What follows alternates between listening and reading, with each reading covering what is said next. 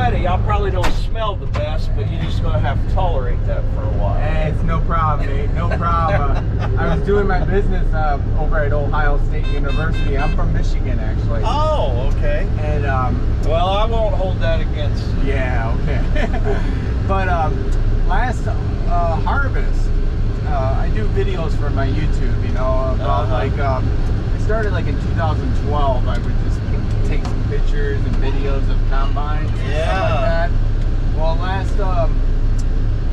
last harvest with COVID and everything gave me more time to do my hobby. Oh, I see. I ended up catching, I ended up catching 215 farmers. Really? Oh yeah. I'll give you my website and everything. I was gonna say YouTube. I went into Ohio, like Fulton County and Williams County. Yeah. I'd never been there before. Good dirt up in that area. Well, Williams County didn't have that much rain, so you can notice the difference and stuff like that. Lenawee County in Michigan was really good last year. They had enough rain, and I caught so many farmers in Lenawee County.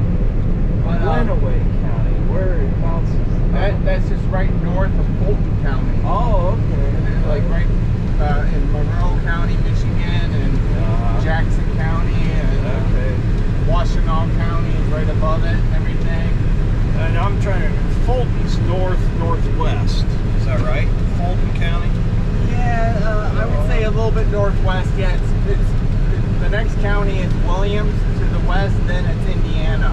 Okay. Yeah.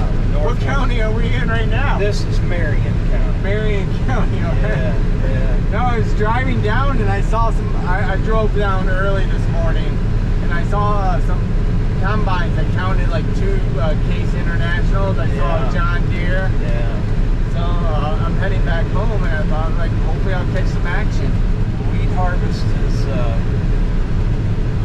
pretty much full swing right now. Yeah. So how's your wheat looking for you? Are you happy?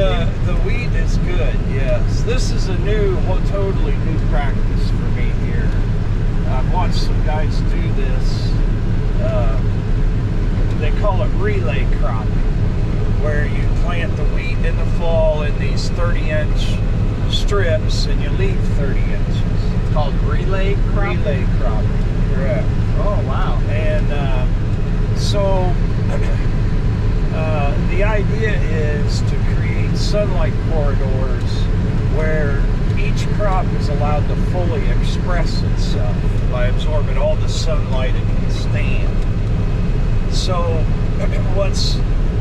what we're trying to do here is we planted the wheat, and then I came in April and planted these beans, and then I came in again in May and planted them again because they got snowed on, they got frosted.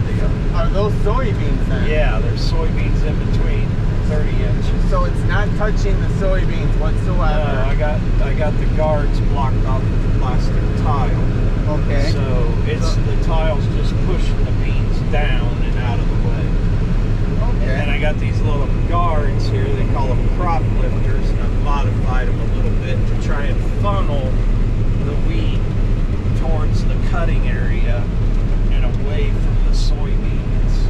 And now I had a lot of breakage at the edges, and see, it's picking that up too.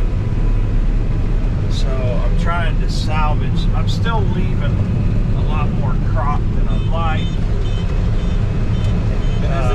This is like your first time trying this? This is my first time trying this, yes. I've done some what we call interseeding, where I planted 20 feet of corn and 30 feet of beans every so often.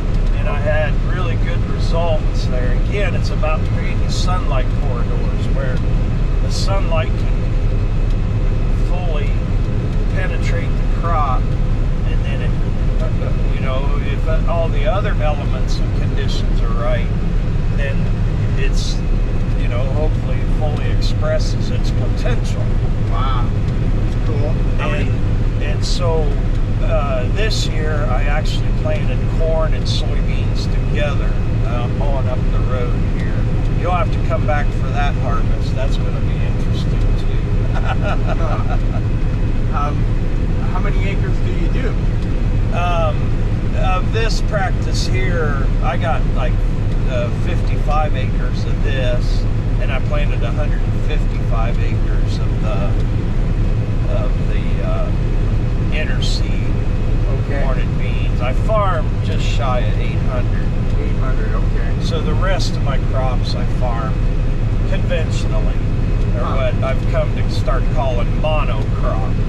And how long have you been farming, like in your family and stuff like that? Well, my family has been on this farm since 1836. Wow. We got the original deed from the United States government for the home farm. This isn't my home farm. It's up on the corner of Newman's and 98. It's a registered Ohio historical homestead. Oh, that's cool. And I still got the original deed from the U.S. government for that property up there. I'm 7th generation. 7th generation. Cool. Yeah, that's stuff money can't buy right there. Yeah, there's this guy on YouTube, a 10th generation dairy farmer. Really? Oh yeah, his videos are great. You should check them out. Well, I do follow some. I get a kick out of Mike Mitchell up in the Dakotas. Oh yeah. He's a character. Well, you maybe seen mine. My YouTube is Libasan. Libasan. I'll look that up. I work nights at Whirlpool, so that's how I spend some of my night up there when the equipment's running like it's supposed to. Yeah, I just have over like 10,000 subscribers. Really? Yeah. Thank you, subscribers. That's not too bad. Yeah. No, but like I said, I had a tremendous harvest last year. It was really cool. I saw so many great equipment and stuff like that. Yeah. And so you're a John Deere guy throughout the years? No, not really. I am the combine. I always had like John Deere planters, but I've got a Kinsey now. Most of my other equipment that I use in production is Case IH. Okay.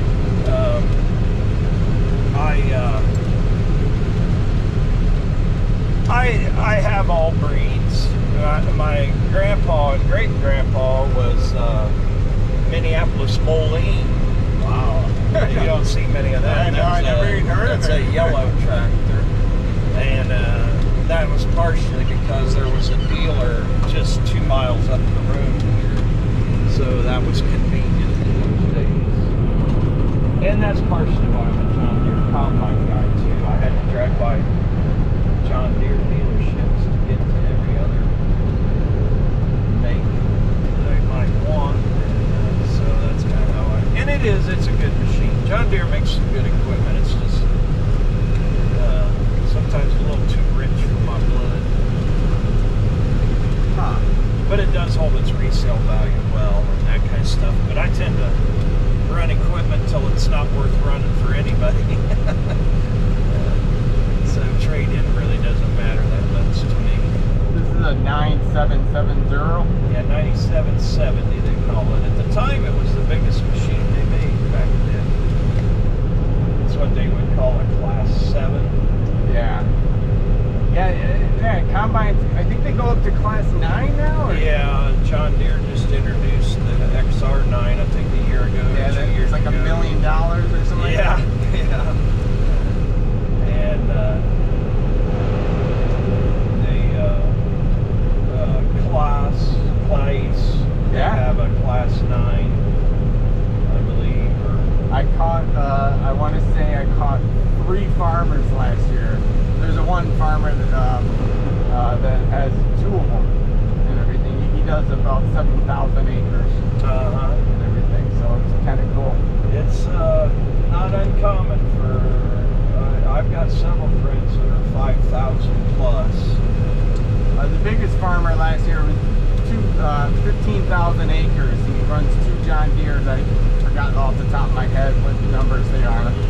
But the smallest farm was a guy with, he had, I think it was 80 acres, but he had a really cool Massey Ferguson Like a old one, I think it was a 550 or something like that. Oh yeah, that goes Like, back a ways. It was one of my favorite combines last year. Yeah. No, I caught farmers from anywhere from that size all the way up to like 15,000. Yeah. I think average is about 3,000, 2,000 sometimes. That's a pretty common size for a family operation. And I caught a bunch of farmers around 500, 800. Yeah. Oldest combine driver was a 92-year-old Korean War veteran. Yeah. A couple of guys in their 80s, like mid-80s, still driving a John Deere. Yeah, the old boys have a hard time giving it up sometimes. It's just in your blood. You gotta do it. Sure. My grandpa was that way.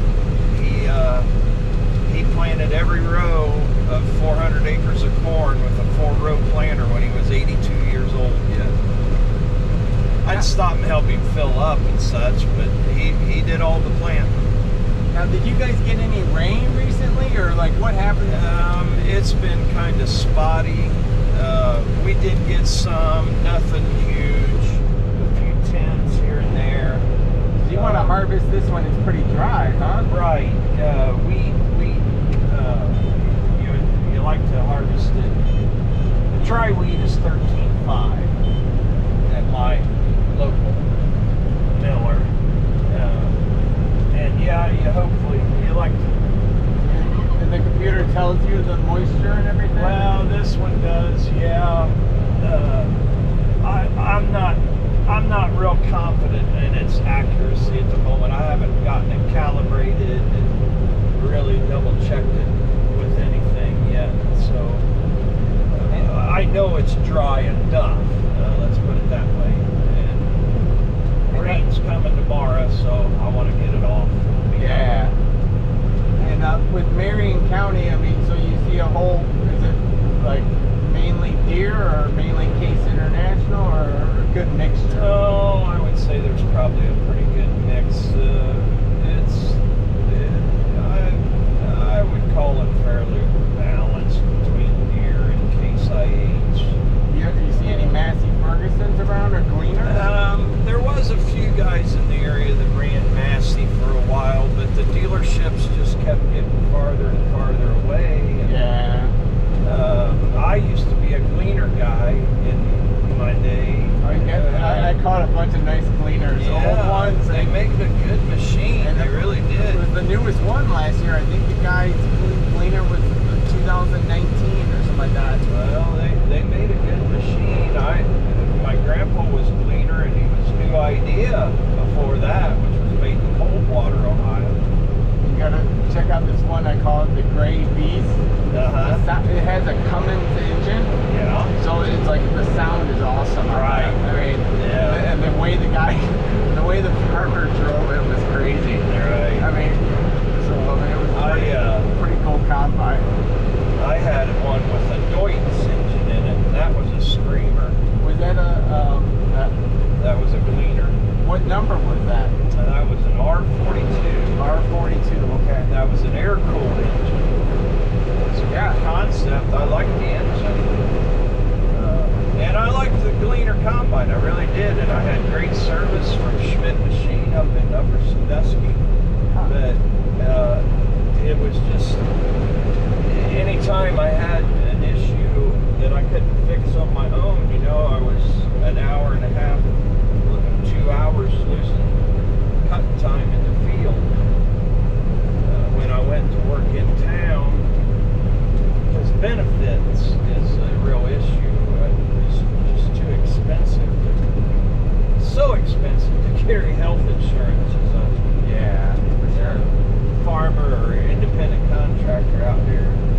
So I went to work in town, and then my time got way more valuable,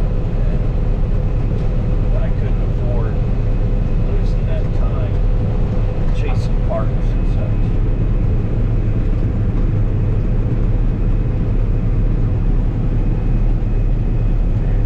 Now you coming for the jump, huh? Yeah, I'm running on the single tires. This is supposed to have duals on it, but I have to run singles so I don't run over the beans. So Oh, really? I try to dump. This grain tank holds almost 400 bushels, so I try to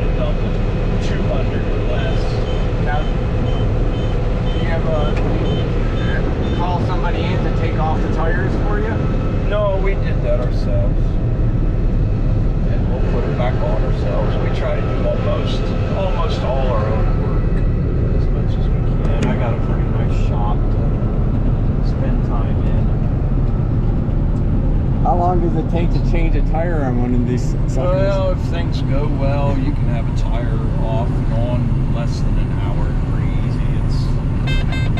It's not real difficult, but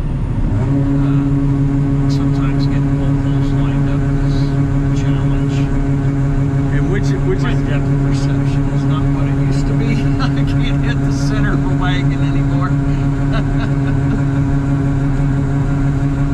And what's your favorite part of the farm season? You like the harvest or planting? Harvest, sure. Harvest is, I think, every farmer's favorite. You know, it's when you find, I mean, that's payday, and you find out what. I think most guys try a little something different every year, and you get a chance to find out what the results of that is. Probably the most. I enjoy planting a great deal, of course, as long as things are going well, and then probably shelling corn is my favorite thing to do because there's so much volume of it. Drying corn in the dryer is a great aroma that just can't be duplicated anywhere else. Did you use a chisel plow at all this year? I'm pretty much 100% no-till. I do as little tillage as possible. I saw some chisel plows in action. I Well, and I do at times, but I try to no-till most everything I grow, and sometimes it works out fine, and other times not so great. But I always learn something. for sure. I've actually planted. I planted about 100 acres of corn into what they call planting green, into green rye. Yeah, I'd have to get going. Okay, sure.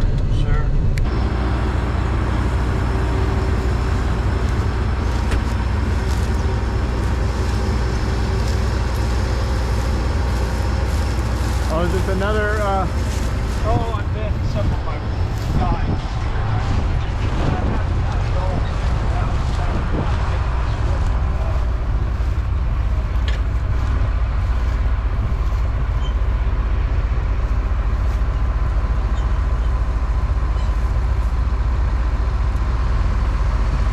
Like I said, this is all new to me. So, I'm kind of flying by the seat of my pants on some of this stuff. Well, it looks great, man. Some of it works and some of it don't. Live and learn. Make adjustments next year.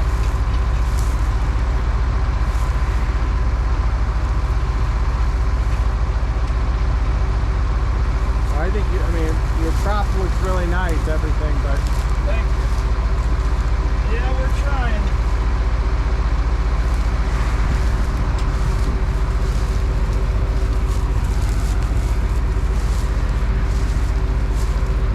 so you hit the ground and the thing bends like that. Well, How you doing? this was all I created this just this morning, so we're in Learning about reading we're in property. what's called beta development. I believe they call it beta development.